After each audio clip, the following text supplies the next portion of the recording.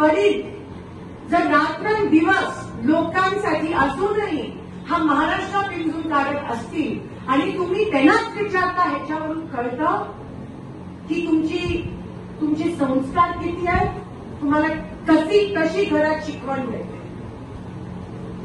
आणि ते सगळे ज्यांना संस्कारच दिले गेले नाहीये ते सगळे एकत्र झालेले असतात. तुम्ही बघू शकता माझ्या विरोधात जे उभे राहिले, ज्याला तुम्ही पार्सल वगैरे म्हणता, मला काय म्हणायचं नाहीये, ते देखील काही दिवसापासून शिंदे साहेबांबद्दल बोलताय. चेतन भाऊनी बरोबर उत्तर दिलं त्या ठिकाणी. अरे भिडायचं तर माझ्याशी भेट ना, मी उभी आहे ना उमेदवार म्हणून. माझ्या वडिलांना काय एवढं बोलताय तुम्ही? आणि लाज वाटायला पाहिजे तुम्हाला. ज्या माणसांनी संघर्ष केला, तुमची पावती नकोय, सगळं सोलापूरला माहितीये की या माणसाचा संघर्ष काय ते. तुम्ही कोण येऊन आम्हाला सांगता? लाज वाटायला पाहिजे असं बोलायला. मी कधी कोणाच्या त्यांच्या वडिलांवर किंवा दाराने करता, आपण सुसंस्कृत लोक आहोत म्हणून मला इलेक्शन पण त्या पातळीला घेऊन नाही जायचं. मी उमेदवार आहे, ते उभे नाही आले. फिरायचं तर माझ्या कामाबद्दल बोला.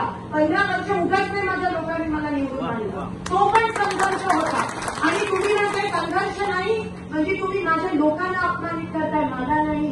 कारण का आमची लोक कामाला बघूनच निवडणुकीत मतदान करतात, दुसरी कोणती गोष्ट बघत नाही त्या ठिकाणी.